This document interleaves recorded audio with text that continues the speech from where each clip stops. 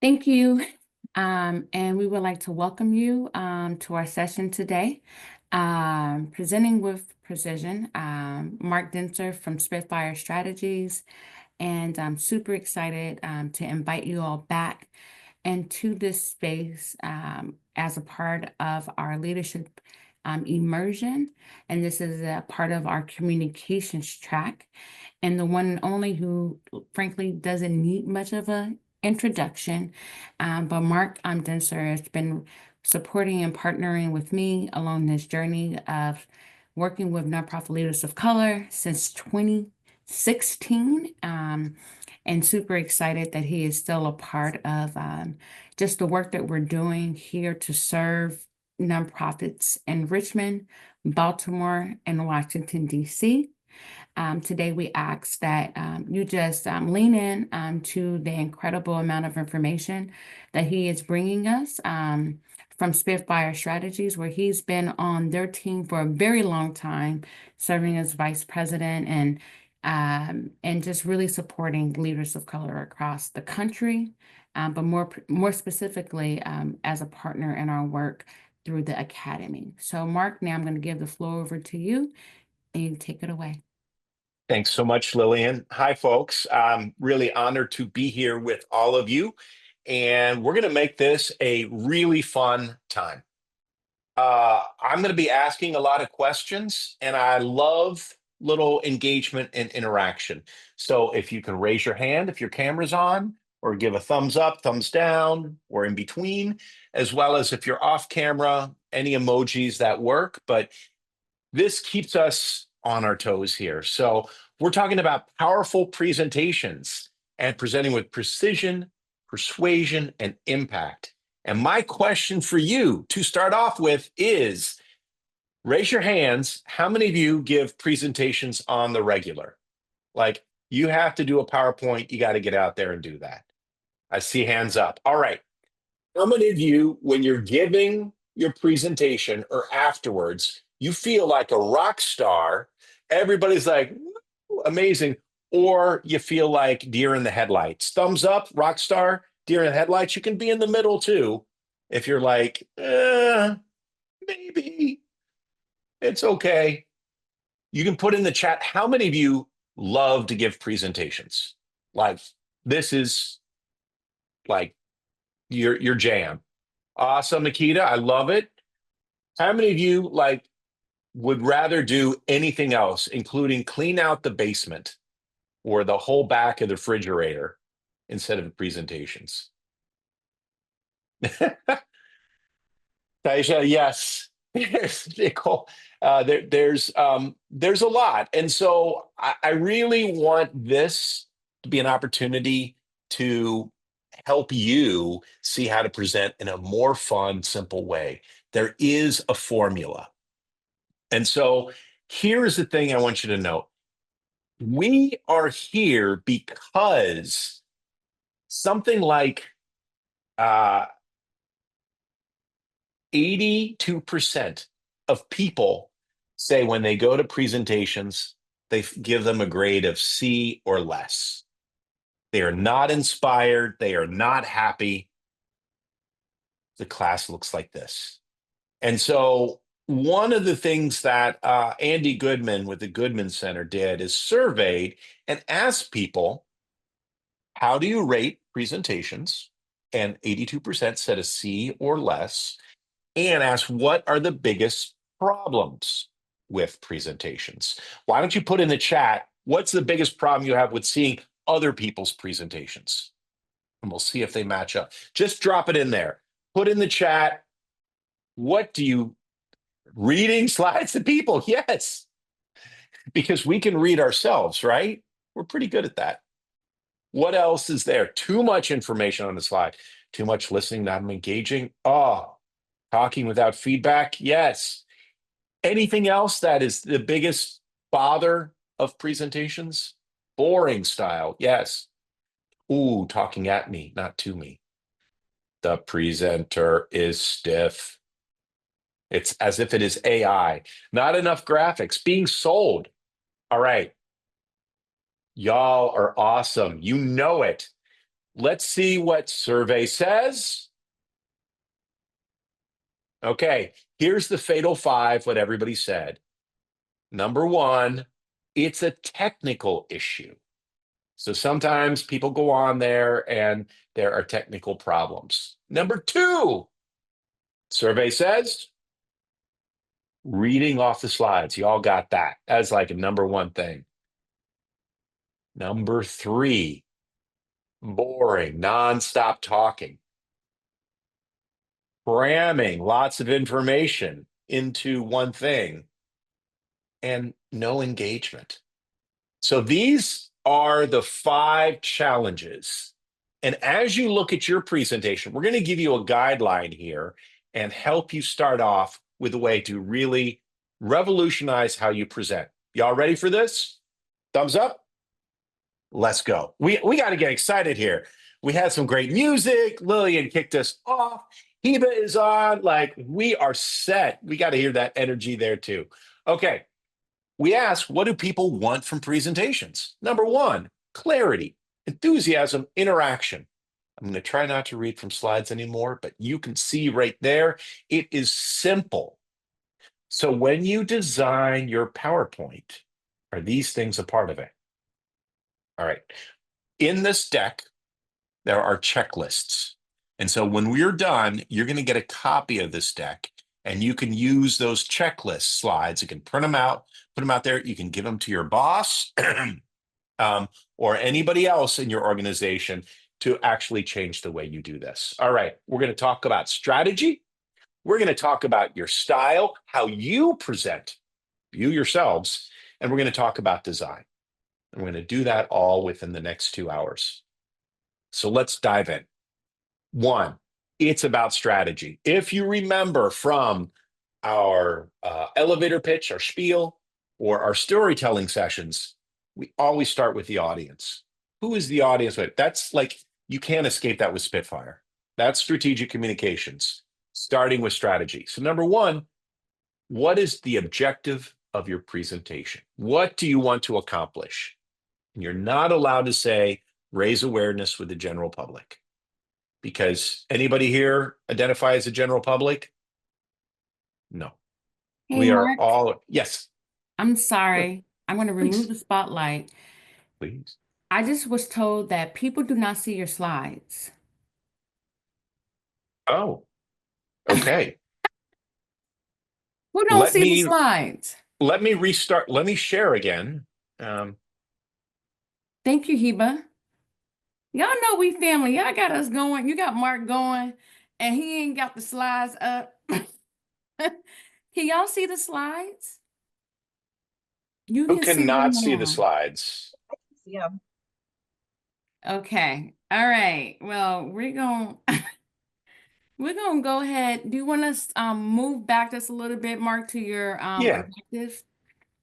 No We'll wonder you go. wasn't getting the right type of interaction. Okay. Okay. Very good now. Now All this right, here we go. Little redo here. Roop, roop, roop, roop. right, Wind it back. exactly. So how about if I what happens now if I spotlight Mark for everyone? Speak into the space. Can you guys still see his slides? Yes. Yes. Okay, Yes. Yay! awesome. Awesome. Thank you. Thank you so much, Eva. Thank you guys. We're gonna keep going. Thank you. And remember what the number one problem was. Good thing I was reading off the slides, was the technical issue. So there we go. We've got that solved. Okay, we're doing strategy, style, and design. And starting off right here is understanding what's the objective for your presentation. And sometimes, as I noted, we want to try to make everybody happy in the room. So when you're thinking about it, though, who are the most important people in the room? Who are the people that you really need to engage? So we really think about who's your audience. It's not everybody. Again, you are giving this presentation for a reason. And you need to know who's going to be in the room, what do they know about the issue, and what do they believe? Because your goal there is to get them on board, to inspire them, to move them to action, to educate them. Awareness is not enough. You want people to hear something, learn about it, and then act. And so this is how we're going to design our presentation. But first, start with your audience. Number two, where are they? Do they not even know about what you're talking about? And this whole presentation is about getting them to care. Number two, do they already know what you're talking about and care, but you need them to act? That's building will. Or number three, they know, they care, they're in it for you, but you want to keep them doing it.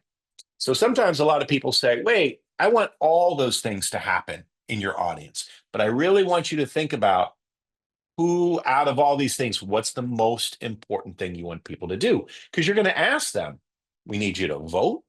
We need you to get out and stand up to march. We need you to donate. Learn more is not enough because you're not testing them, right? So think about what your ask is, and you want to put that at the very end. Now that we have our strategy, now you know who's in your audience. Let me ask this quickly. How many of you will be giving a presentation in the next 2 months? Raise your hands if you're giving a presentation in the next 2 months. Awesome. Okay. This is good. Let's plan this out. Think about who you're going to present to. Think about what you want them to do. Could be a lot of people in that room, but who do you need to engage the most? All right. Now, becoming your best self on stage. How do you make this great? Here is a dirty little secret. I'm going to lean in close, tell you this. All right. And you probably feel this too. The room gets dark. The lights go down. The person steps to the front of the stage. You're excited. You're hoping that this is actually going to be a good presentation, right? Right. You're giving them a chance. And then they throw a slide up with all packed of information, and they're reading everything, and you're heartbroken. Here's the secret to good presentations. It's your opening and your closing. Because you have in that first opening section the time to get them to care about it, to be excited about it. And I mean, you have their full attention, so you don't want to lose it. And then blah, blah, blah, blah, blah. You talk through the slides, all those things. And then you have the closing. And how many of you, I'm going to ask you to raise your hands, how many of you get excited or really pay attention when someone in a presentation says, in conclusion, yes, okay. Akita, you know it. You're like, they're done, thank goodness. But when you say those words, everybody pays attention. So we're going to focus the main thing, and this is what your work session is going to be on. We're going to focus on your opening and your closing. So here we go. Let's start. How are you going to structure? What is that attention grabbing opening that you get? One of the things we traditionally do, here's the presentation, here's my name, here's what I'm going to talk about. I'm going to tell you what I'm going to talk about. I'm going to talk about it. I'm going to tell you what I talked about. We know that's standard, but I want you to mix it up. So I want you to think about starting with a story, or starting with a powerful statistic, or starting with interactivity, engagement. That makes you feel like I'm not being just talked to, this is a conversation. So let me ask you, how did I start this presentation? With a question. I had you type in the chat and getting you going, talk about, like, what do you hate about presentations? So this is a way to get, and you felt like, listening to me, Mark's reading the comments. This is a way you want to do that. You're inviting people in to a conversation, not just blah, blah, blah, blah, blah, blah, blah. So start with that opening. You know, you could say something like this: why tuberculosis matters. Here's the statistics. There are 8.6 million cases. Yeah, that's one way to say your point. But what if you ask people, what percentage of the world is infected with tuberculosis? And you ask, and people answer, they put it in the chat, whatever. And then you show, okay, it is 1/3. 1/3 of the population. So you've engaged people in a good way to say, oh, wow, I never knew about this. And here's the most important thing after that opening that you want them to say: tell me more.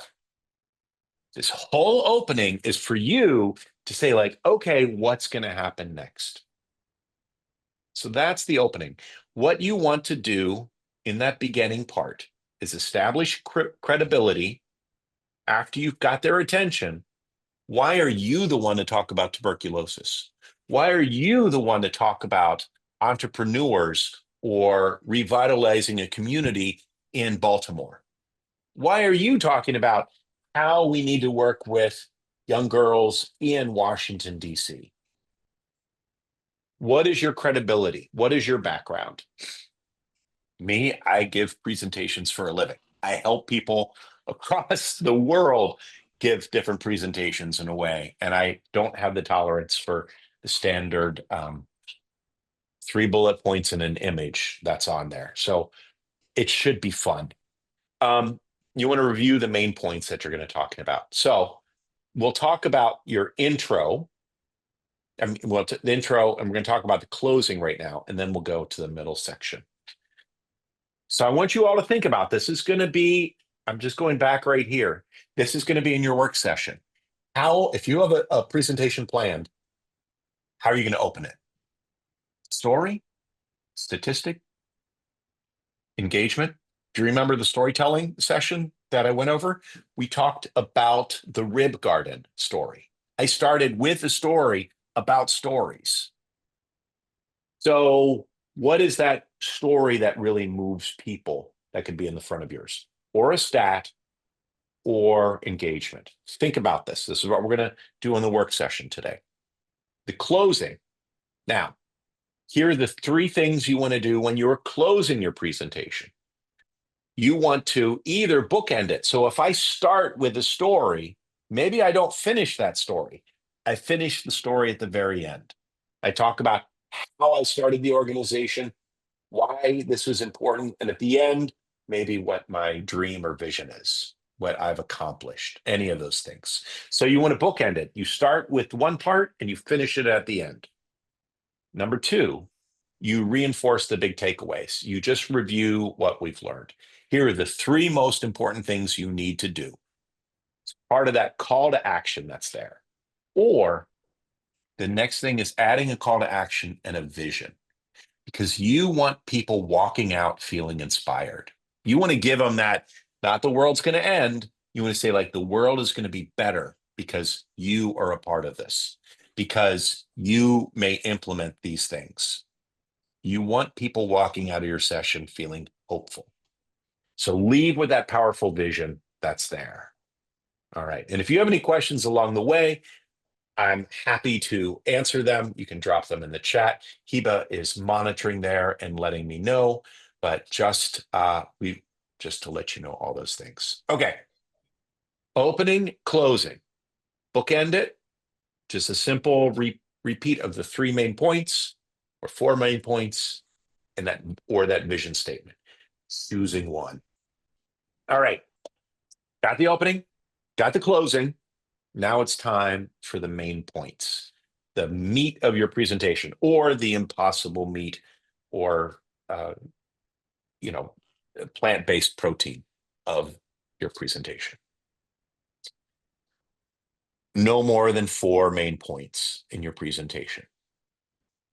I know we want to tell everybody everything, but if you keep it to 4 main points, it's something that people can remember. You can have 3 main points.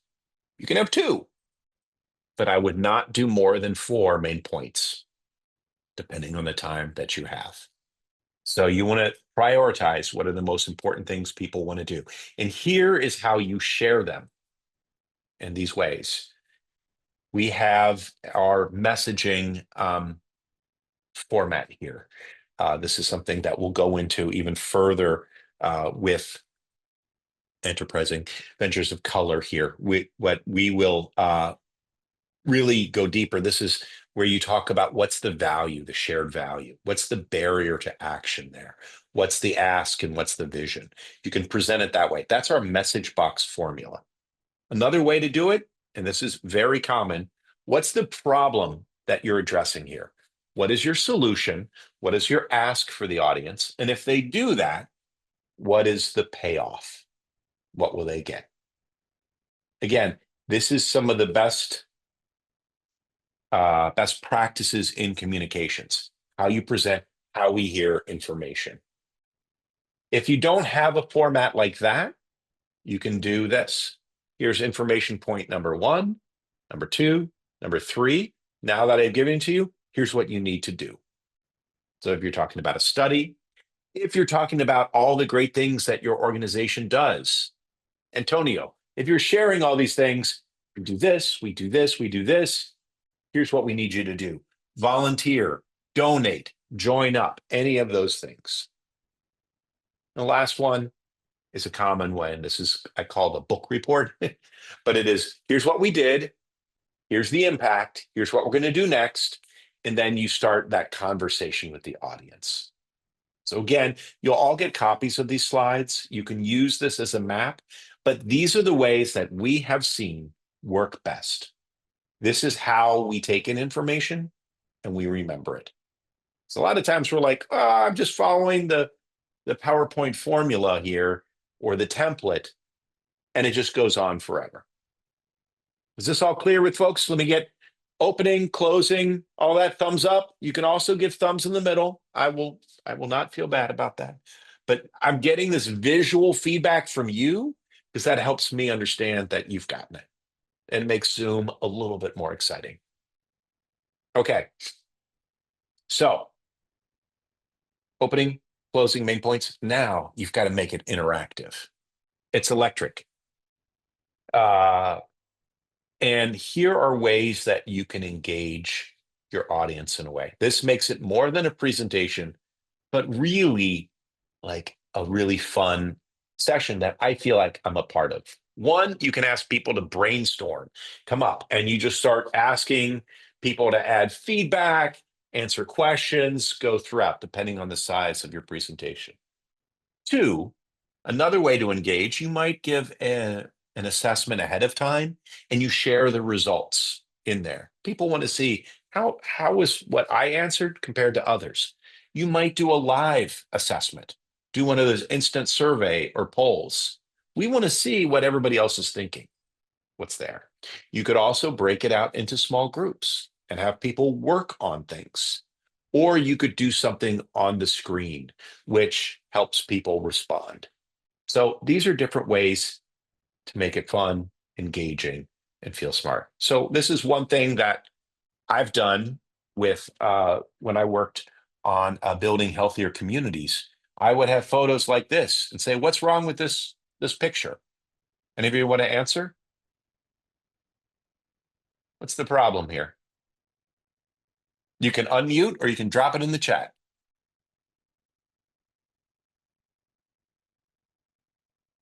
That's somebody in the middle of the road, it looks like. That's right. What's missing for that person in the middle of the road there, Joseph? What's missing? Yeah. Crosswalk. That's right. Stacy said it, Helen said it. There's no way to get across. The problem is we build our communities for cars and not for people. And so I would, how do we change that? How do we get back to a community where we can see each other, we can respect each other? Actually, we can be healthier by just walking to places. So you can ask people, what's feedback on this? What's wrong with this? What's right with this? As you go into it. This is a way to engage that audience.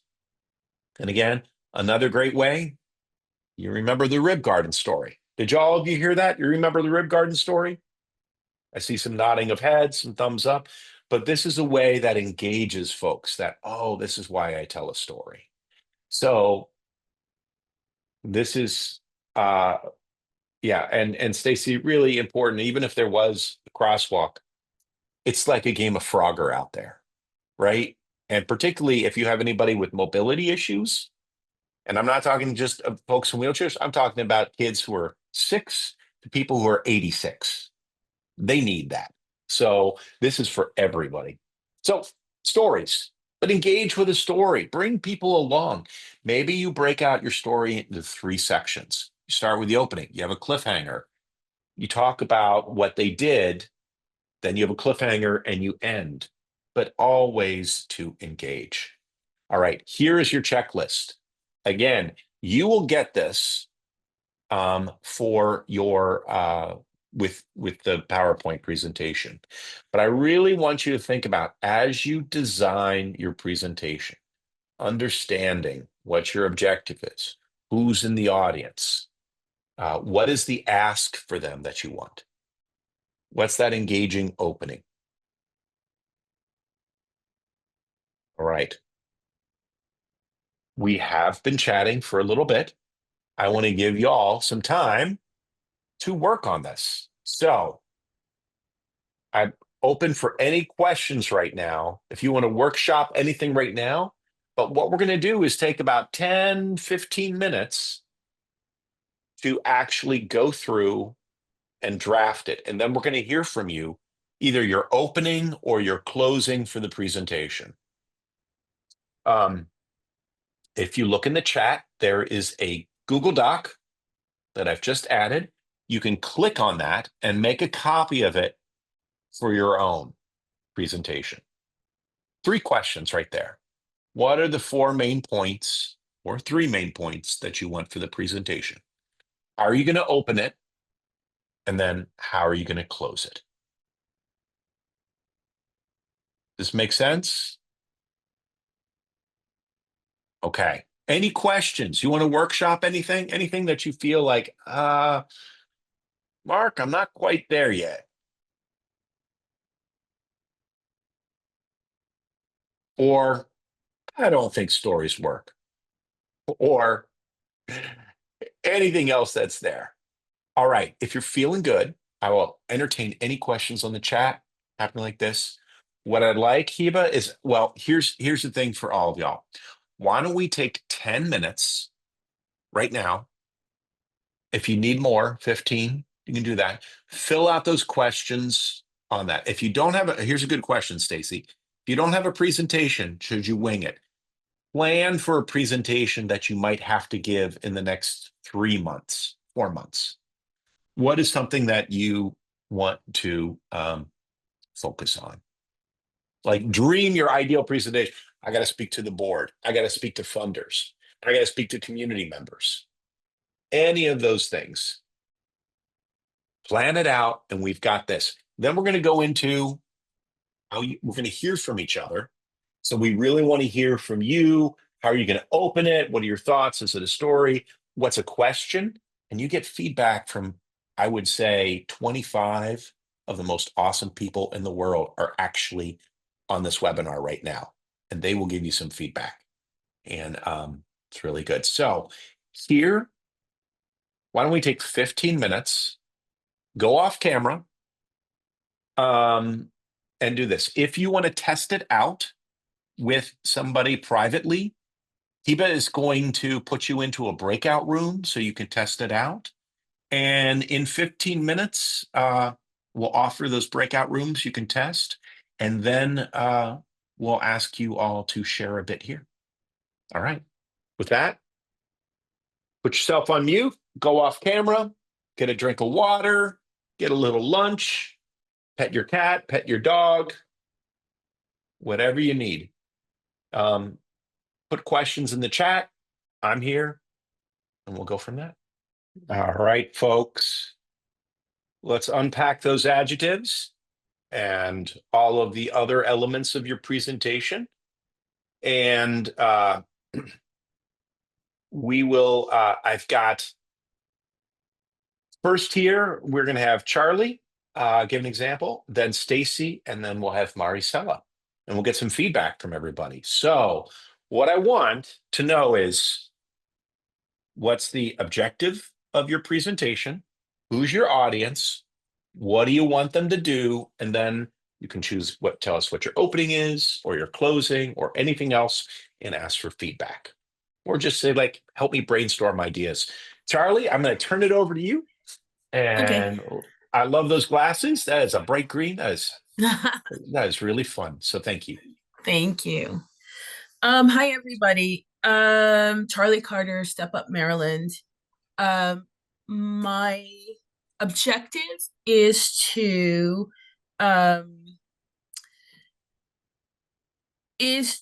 well, the audience is current funders, future funders, people who we're hoping to convince to donate to Step Up Maryland. The objective is to summarize who we are, to talk about our impact over the our impact in Baltimore in the state of Maryland, to explain, but in statistics, to explain what that impact looks like in real life, and then to talk about what's next coming up in 2025. For the opening, I thought the opening would be to talk about 2025 being the 10th anniversary of the Baltimore uprising, and remind people of sort of the frustration, what people were feeling in 2020 and 2015, and the marginal progress that's happened since. The closing, I would like to pick up on that and talk about just the impact that we've had in Central West Baltimore, to be able to talk about statistics in Central West Baltimore alone. Okay. You want thoughts, feedback from yes, folks here? Feedback. Yes, please. How many of you, like, what does that opening say to you, particularly for those of you that are in Baltimore? How does that resonate? If you were a donor, does that work? You can put it in the chat. You can unmute. I've got some ideas, but I want to hear from y'all, particularly the Baltimoreans. I don't know. We're the Durmites here in Durham, North Carolina. So it's Nicole. I'm doing double duty here. So, but that was Charlie. So totally agree with the sentiment about like not much progress had been made since the uprising. Absolutely.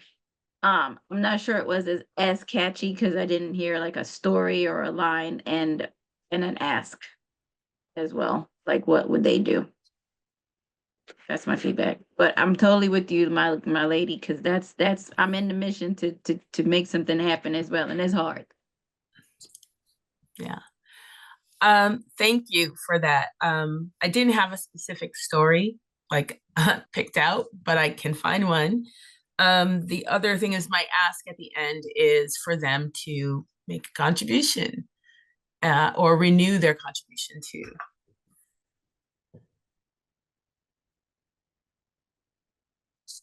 thank you, Nicole. One thing you could do is make this personal and think about taking the audience. Hey, 10 years ago, this is what happened. Freddie Gray. Where were you? Asking the audience there. Where were you during this? Let me tell you where I was. So making it personal, your story, how you felt, where you are, if it's not too traumatic. Mm-hmm. So we don't want to raise a lot of trauma. that's in there. But this is a moment that you can also say, this is the moment, the tipping point. This is when we knew in Baltimore things had to change. And where were you? And asking them. So getting there. And then you could, and I think it is a really important thing, Charlie, that you stated, is that progress from the city level or state has been incremental, barely noticed. But let me tell you what progress looks like on the ground level in West Baltimore. West Baltimore, is that what you said? Yes. Yes. Let me tell you what it looks like, and even name a neighborhood, and even Okay. name a name of a family or a business or a person, and lead Okay. into that about how your organization Step Up has made a difference. How maybe you didn't, but they did. Remember we talked about stories? There's stories that what you've done, and there's stories of what people have accomplished. So talk about their agency, their stories with your help, but they did it. And that's that one story that ties to your larger stat later on that you bring in. Yes. And what I would do in that is when you're talking about, again, for the folks saying like, look, progress happens person to person, block to block, community to community. We're making a change. This is where the rising up happens, or the result of it. We've taken that mission. In 10 years from now, this is how far we've got at Step Up. We need your support, your renewal, to take it even further, to take it to the next level. This is excellent. Thank you. So, Charlotte, and so ask them. And again, are these people who are giving $10 a month? Are they giving $1,000 a month? Or is it a mix? Mix. Like, it's a mix. So, ask them that it's not an end of the year check that we need, but it's that sustainability. Because change doesn't happen like this.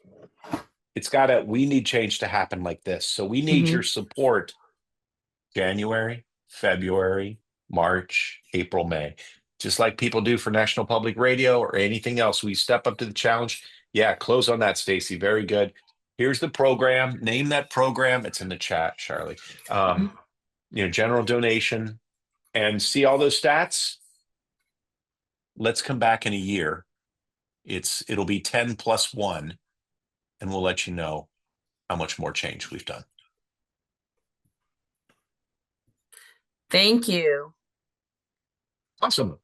Yay. This is awesome. Charlotte's ready to go. But take people there. If you can, say, where were you when that happened during the uprising?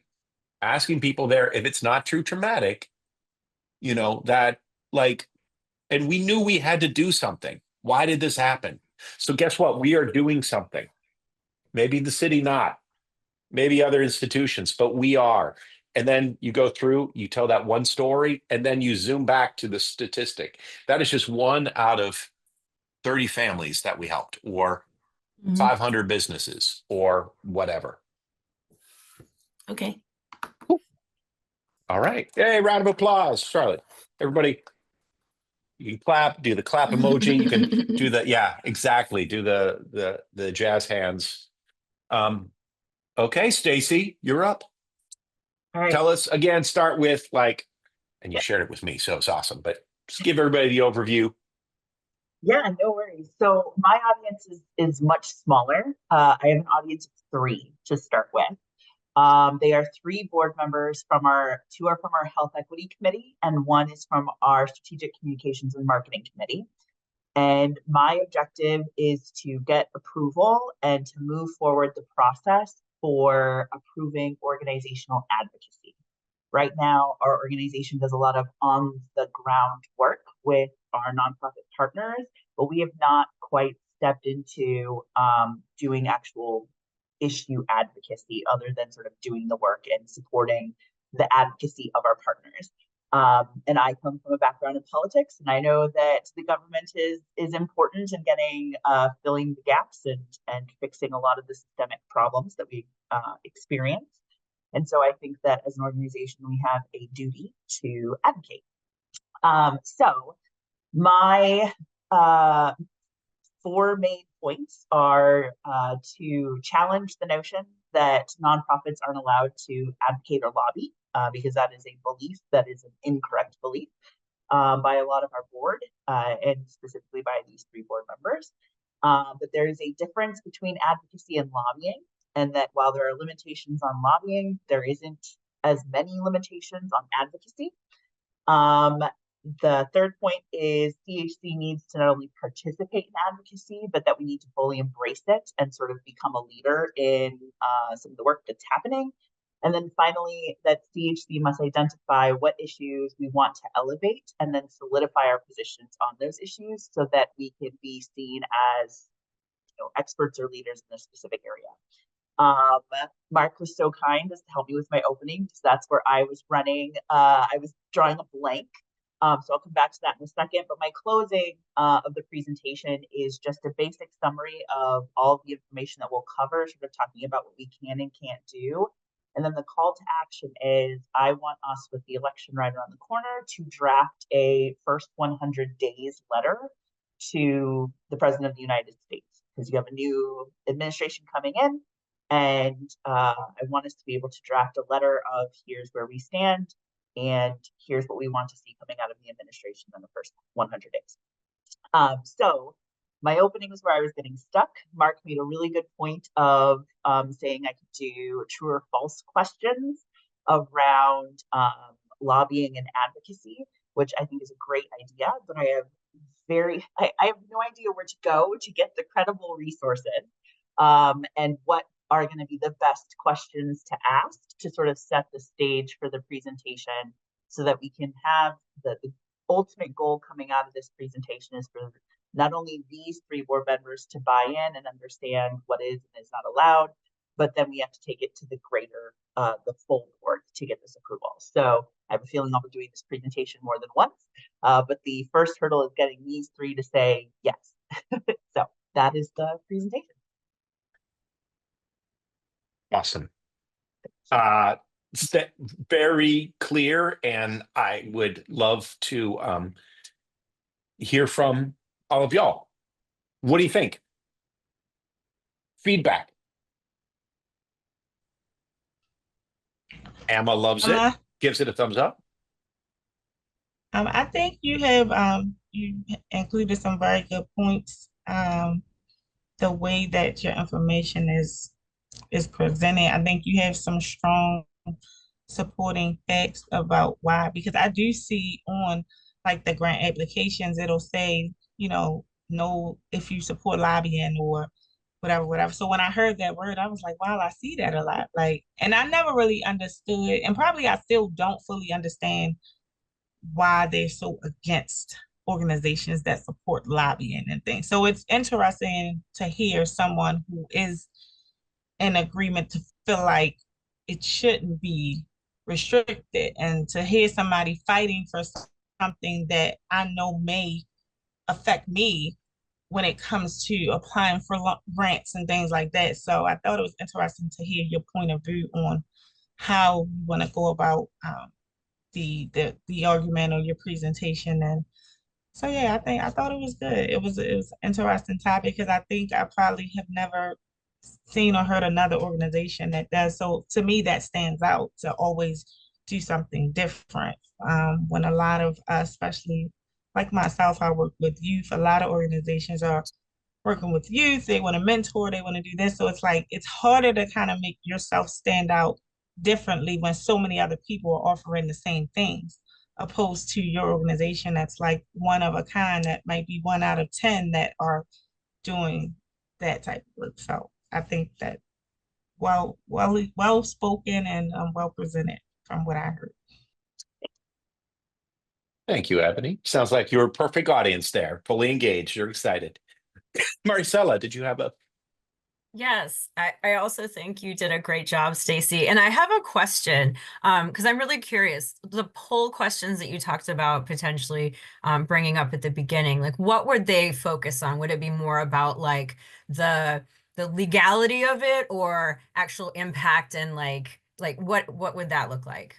Yeah, so I think that for this audience, it's really about the legality. It's because there's this misconception that, obviously IRS is very clear about if a large percentage of your work goes towards lobbying, then you will lose your 501c3. And we have 2 lawyers on our board who are immediately like, oh, no lobbying, because we don't want to lose our 501c3. And so that in their mind translates to you can't do anything related to government, right? And so what I'm hoping with these questions, Mark, like I said, love this idea, is to put the statements out there that they are so afraid of, and then show, actually, that's not true. Right? You can't send anything, you can't send a position paper to the president of the United States, true or false, right? That is false. You can send anything and everything you want to the president, right? Lobbying means that you are having conversations with people about any issue. False. It means you're wanting to sell, you're specifically talking to legislators about a specific piece of legislation, right? So that's the hope of this, is to kind of dispel some of these myths. But I want credible support of that, because me just saying it to a lawyer isn't going to pass muster with them. So, but I'd love some other questions to also put out there, because again, the whole point in this is to get them to start. I don't want to get them to question their beliefs, but I do want them to question what they think is the correct thing, and then start looking for real information out there after. I think that's brilliant. And are you in DC or Yeah. Maryland? I'm in DC. So are you familiar with CNHED?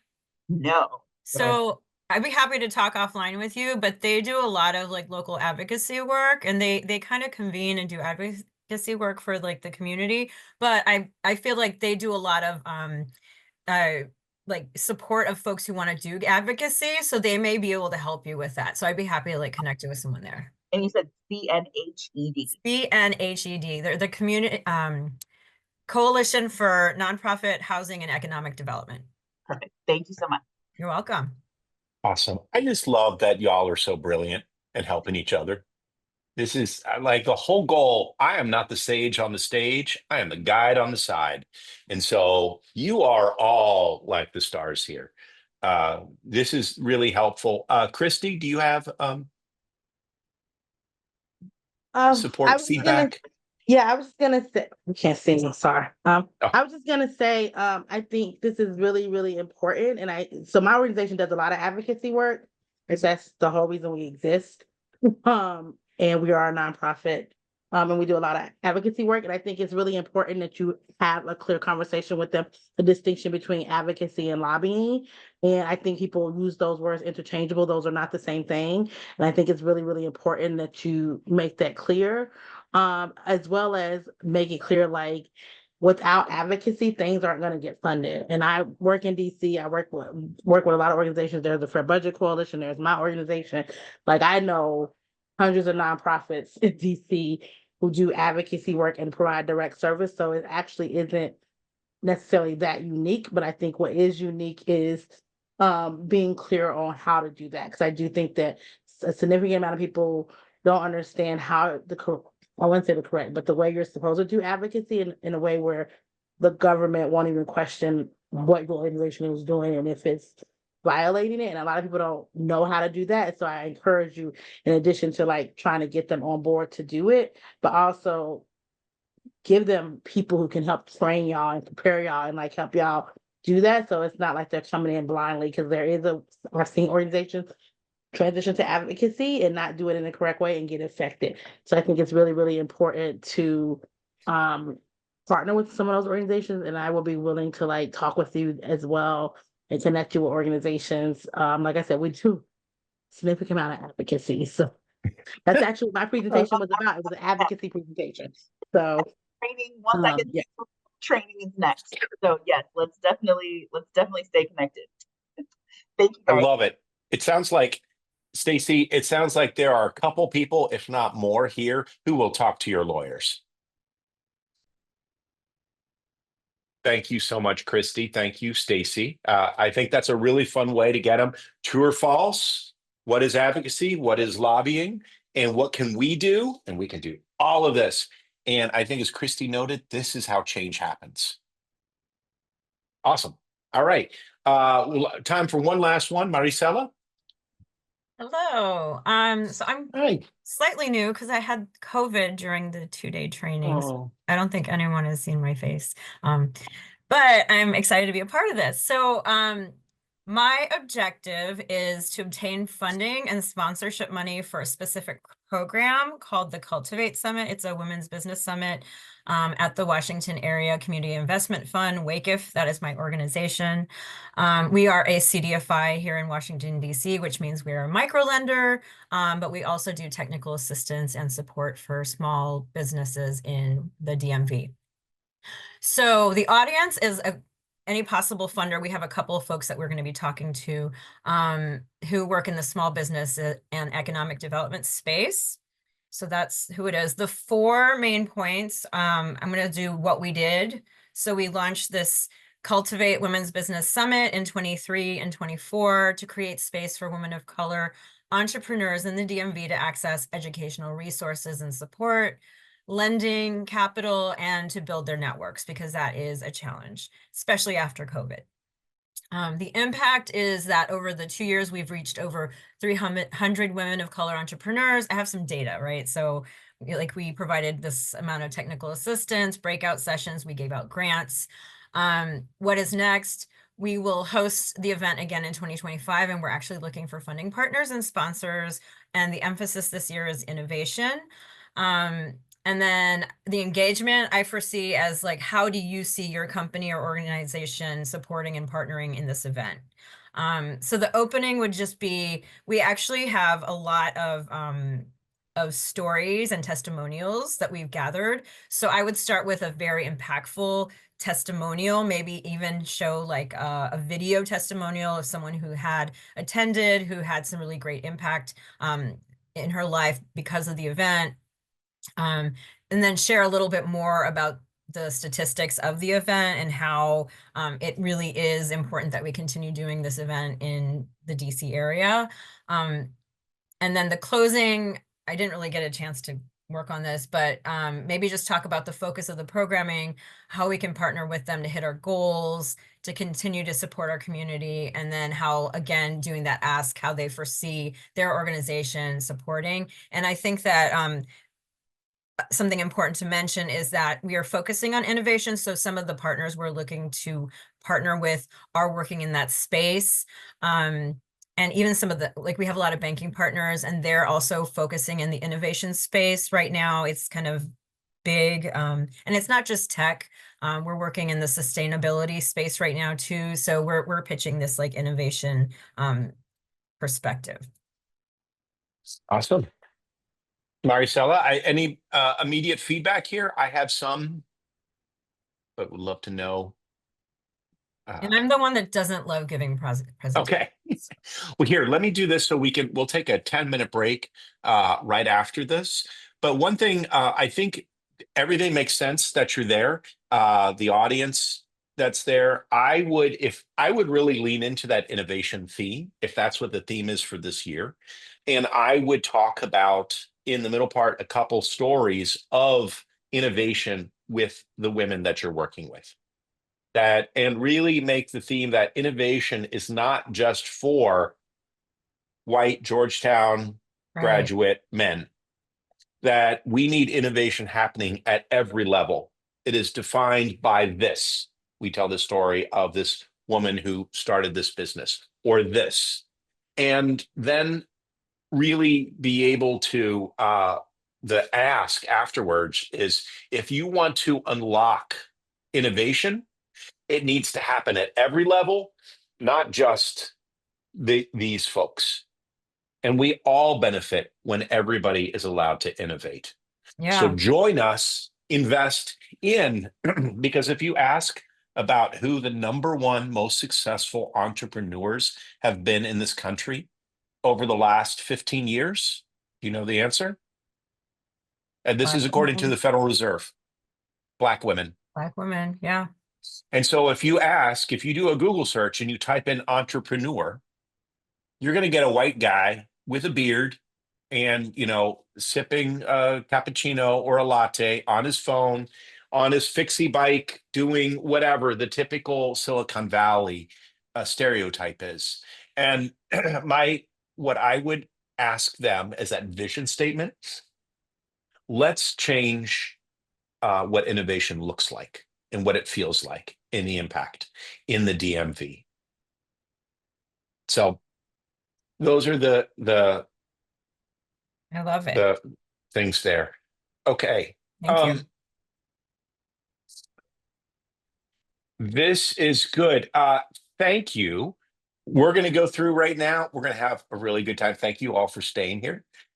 Really good questions that you had, and really good responses from the groups. I love that y'all are going to be helping each other and going deep. Okay.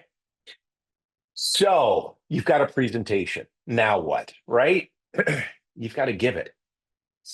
And here's a question we get a lot. You know what the answer is? Nope. I am not going to read off this slide. So here we go. What are the things that we asked people? What are the top 4 things that they have an issue with? And one is just that nerves. Feel like I don't know what I'm talking about. I'm not good at this. Any of those things that might get in the way. You might feel this, but I want to reassure you, you know more than anybody else in that room about this topic, about what you do. And no matter what, you are that expert at the front of the room. You don't have to be like peer-reviewed superstar, PhD expert. Lived experience is the best qualification. And what you care about and what you've seen and what you bring to this, as well as your passion, is the thing that should sustain you and help you feel better and stronger. But here's the things that can get in the way here. There's 3 parts of presenting in public. Number 1 are your words. And a lot of things that we feel is when we're speaking, we have to speak nonprofit jargon or philanthrop speak. And we've got to talk about our theory of change. And we've got to talk about assessing impact. And we've got to talk about all of these things, which is not what we talk about on a regular basis. And maybe it's not what our audience talks about. We're going to talk about your voice and how you're sharing, and we're going to talk about your body and what you're doing with it during the presentation. So, as I noted before, speak naturally. Talk as if you're speaking to your grandmother. Well, maybe not, because they might need to be spoken louder or something, but speak as if you're talking to a neighbor or somebody at the grocery store about what you're doing. When you have a conversational tone, it is you. It is the most authentic part of you. If I'm saying words that I normally don't say, then all of a sudden it sounds a little weaker, or you sound nervous and you're not sure. Be sure of your words. Be aware of that. Move away from jargon if possible, and can go from there. And what to wear gets in the way too. Yes. So what I like to do as a rule is I like to dress just a little better for the occasion. I don't want to wear a suit there, but I might just wear a blazer. And again, I'm speaking from a male identifying perspective here. But dress up. Sometimes, here's a good thing. All of you have a power outfit. Is that right? When you put it on, you feel, this is me. This is where you feel powerful. Has everybody got one of those? Raise your hand if you have a power outfit. It's certain colors you wear. It is your favorite jacket, favorite sweater. Wear that to the presentation. So I'm not going to ask you what it is. That's for another call. We'll talk about power outfits and dressing for that. But this is something that will help you feel yourself, because you want to speak normally. And you don't have to be Morgan Freeman there. So we don't have to talk like this. Just be yourself and speak normally. If you try to speak as if you're someone else, it comes off as inauthentic. Let your passion show through for that. Number 2, or number three, outside of your words and your voice, is your body. And understanding what are you doing if you are in person there, or if you are on Zoom. If you're on Zoom, a couple things that I can recommend. I'm not doing this here, but normally, if you're presenting on Zoom, present standing up. Because if you can hear in my voice, I'm standing up now. And when I'm presenting on Zoom this way, there's a lot more energy that's flowing. So if you have a standing desk, or you can just put a lot of books down for your computer, it makes a big difference for your presentation. Now, if you're in the front of the room, standing behind a lectern helps. Keeping your hands in front of you, gesturing as much as possible, but not pacing back and forth. We have an entirely other training about public presentations and public speaking. That's for another time. But I just wanted to say, feel natural with your body, have your power outfit on, speak as if you're speaking to friends. Don't forget to breathe. I know I'm doing this big list, but know that you're awesome, that you know more than anybody else. Another little secret, let's say you're really nervous. There's a lot of funders in the room. You're up there to do that. Meet the crowd ahead of time. Talk with a couple people. Connect with people in the audience so you can call back to that. Oh, and I just heard about, really good crab cakes down at Lexington Market. No filler on that. They were just eating them there. I love doing that. Start making those connections with the audience ahead of time. And that way, people love a callback. People love to know that they've been heard. And if you can bring that up in the front of the room, it makes it much, much easier.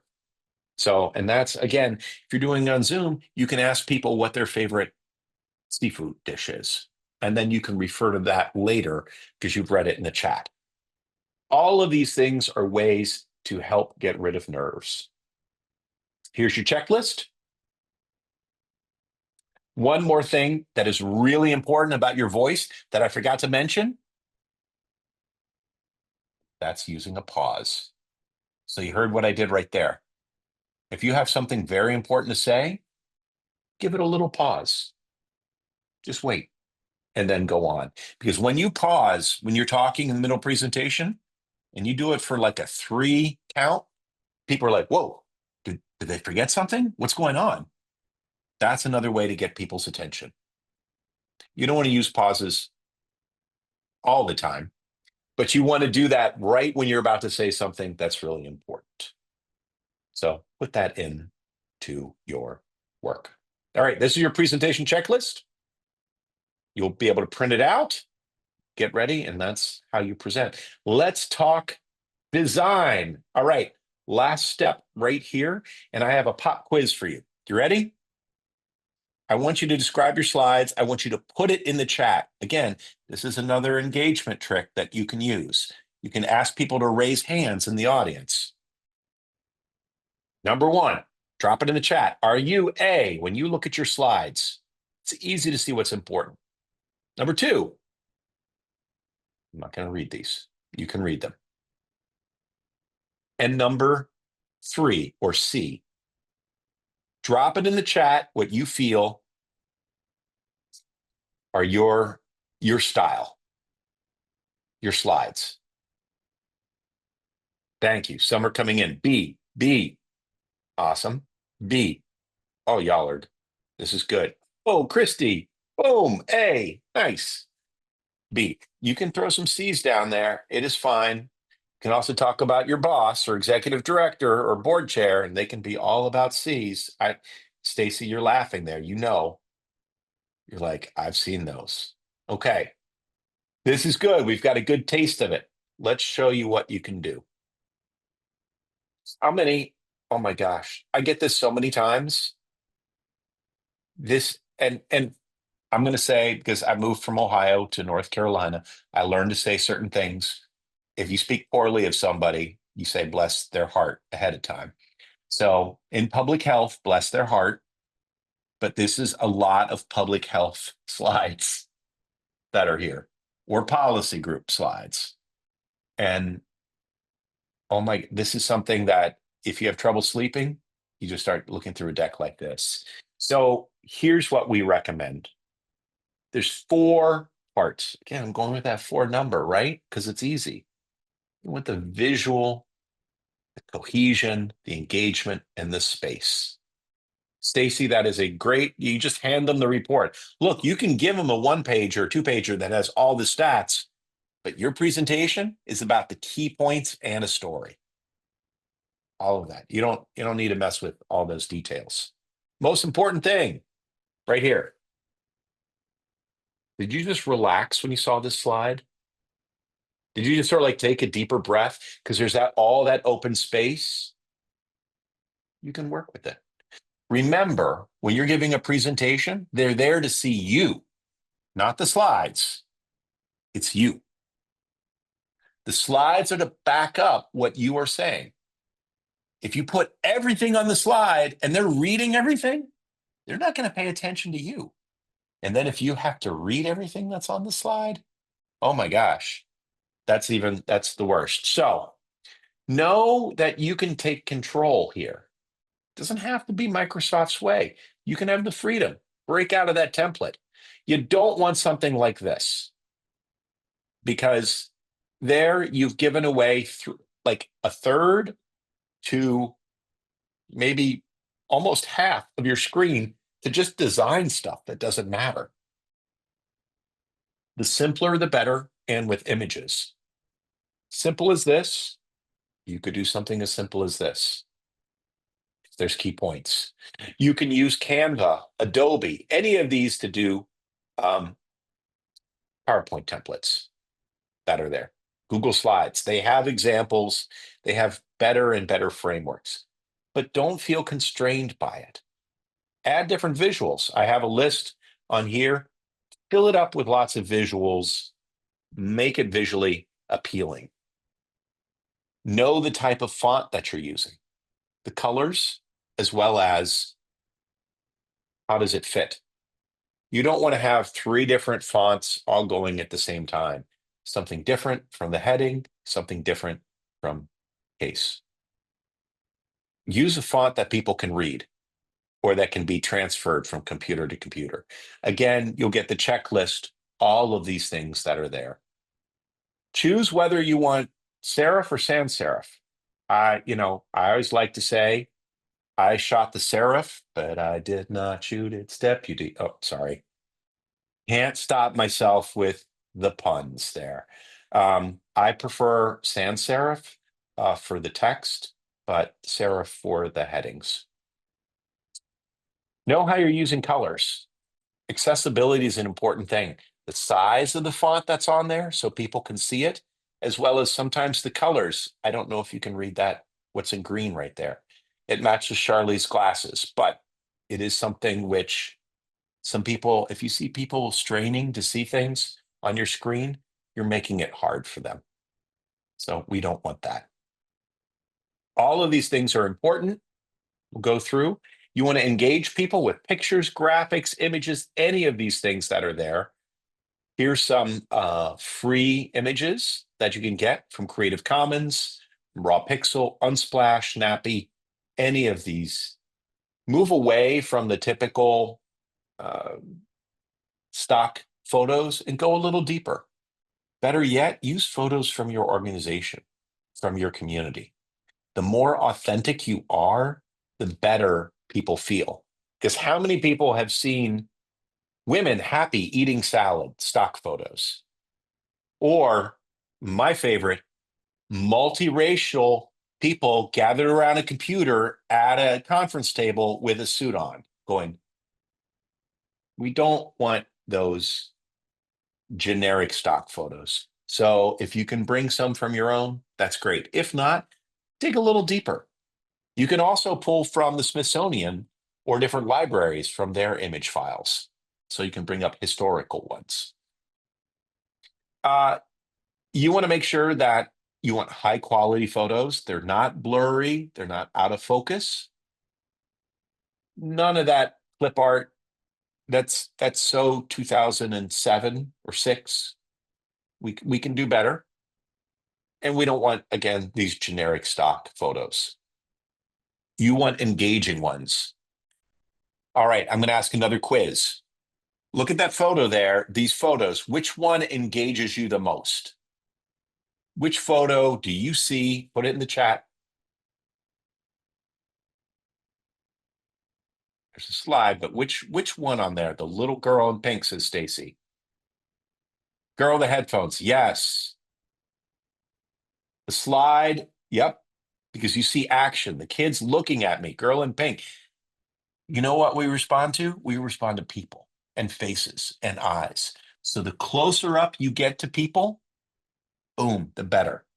The girl playing hopscotch, we're seeing action there. I love that slide photo because it's coming right to you. Use one of those. We want to be close up, and that's what moves us. Studies show that's what we look at first, are people's faces and their eyes. So you have pictures of people close up, people engage. Good suggestions that are there. You can do something like this. You can put your text on there, have a little transparent background, and have an image tied to it. Or you can do the image right here. We're in an elevator. Why not get a photo of an elevator?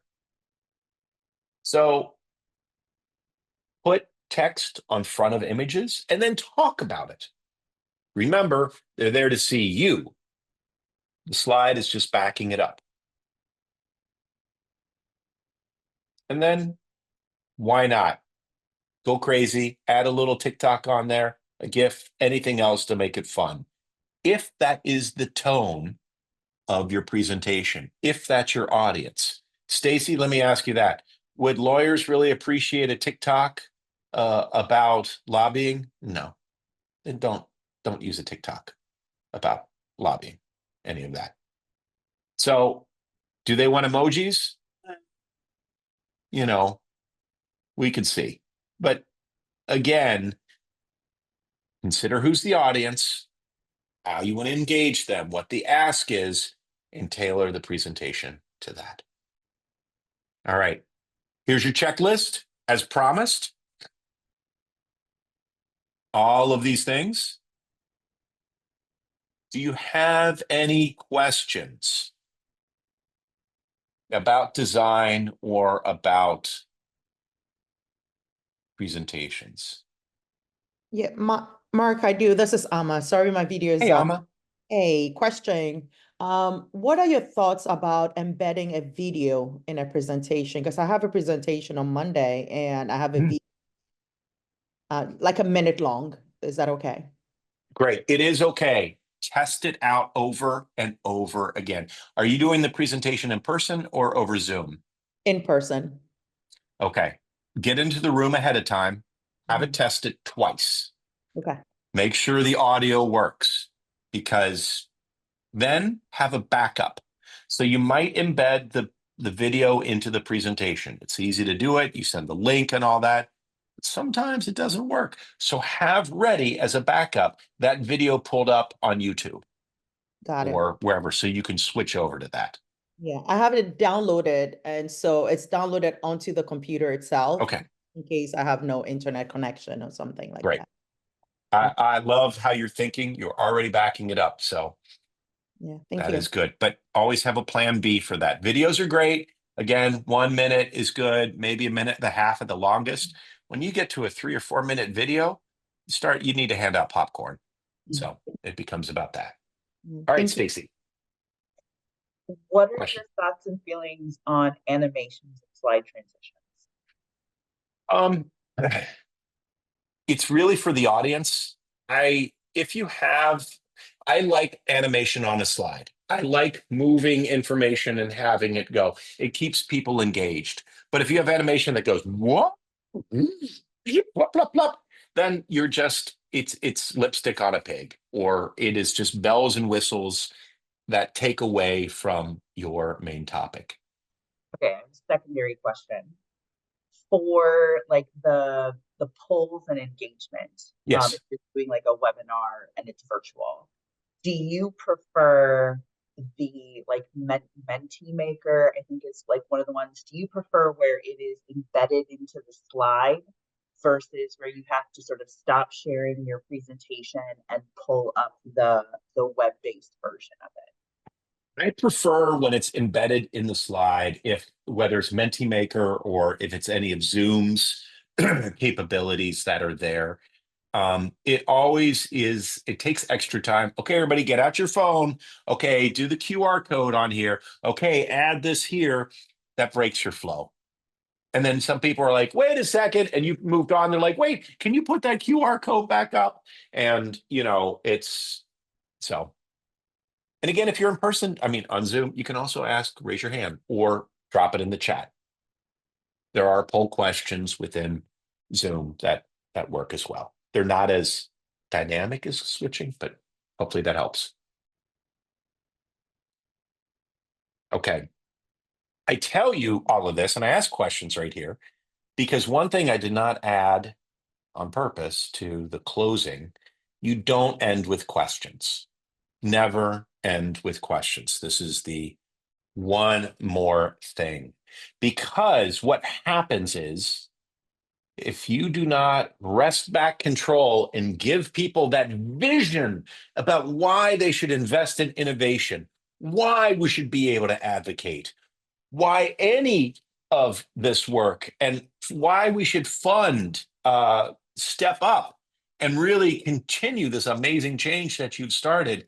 If you turn it over to questions and someone starts asking about their grandmother and their grandmother's like ankle issues and what that has to do during the uprising, that she hurt her ankle and she's been going to the doctor 12 times, and people talk about rum-soaked raisins as a way to help that, but I'm not sure. Then everybody's going to walk away from your presentation thinking about that person's grandmother's ankles and rum-soaked raisins. So have questions in there and then come back. Bring it all together and say, and I see there is something, excuse me, in the chat. That's there. Here's the last few things. Stacy, yes. Sorry. So I hear what you're saying in terms of the questions, and I think I've definitely experienced that. Right. So Right. then if you want to make sure that you're incorporating the questions into it, but as like a presenter, you can't really see all the questions coming up in the chat. Would you recommend adding in question breaks throughout the presentation? Yes. 100%. Yes. And I've done a little bit of that here. Like, let's stop at the end of the section. Sometimes I'll put just a slide that says questions and get those throughout. Some people feel they only want questions at the end sometimes, but sometimes questions can take up a lot of, again, if you have only an hour, then you need to be aware of what you can, what you can't do, when questions are most appropriate. Let them know I'm going to take 3 questions.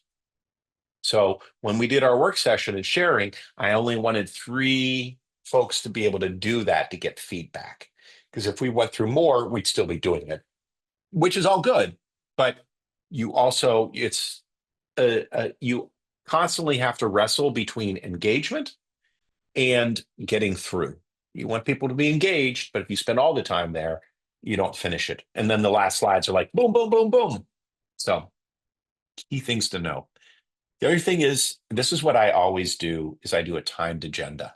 I write down the times. Here's where I know the slides are. Here's where it is. And I practice it. And I go through.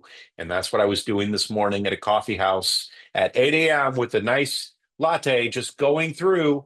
Here's the slides. Here's when I said we would do that. And then what's been really great is Hiba had a working document with that. And when I saw there was going to be a change, I said, here's how we're going to shift the times just a little bit. So knowing you have a timed agenda helps, but practice, practice, practice. Go from that. Here are our final words of wisdom.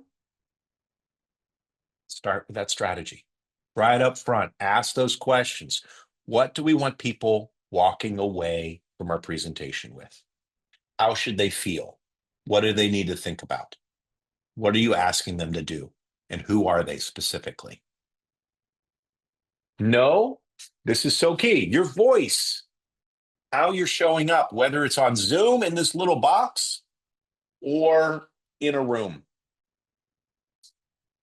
Pay attention to that. This too, Don't end with those questions because they're going to be talking about your grandmother's ankle. And schedule the feedback and practice. All these things that are there. Really helpful. I guarantee you, people will be grading your presentation a B and higher. And speaking of B, if you need to make a point, here's one skill, little trick. I love the PowerPoint tricks. And maybe I shared this during our trainings in person. If you need to draw attention to you, you hit the B key on here and look what happens. Now, all eyes on me. You got it. Got the attention because I've turned off the slides. Now I want to make the final point. You are all amazing presenters. You have great presentations within you, whether you like it or you don't like it. This is a simple formula that will really revolutionize how you present, and I guarantee it'll be better. But the fortunate thing is, you are here, you are working with Lillian, you are working with Jeannie, you're working with Hiba, you are working with each other so you can make these better and better and better. You have brilliance in this room. Use it. We're part of a network, part of something larger here. And that's what this presentation, this opportunity is just one small part of. So ask from each other, benefit from that. You can hit any key to get back. And I thank you very much. And I turn it over to Lillian. Thank you, Thanks, Mark. folks. Thank you so much for spending time with us today.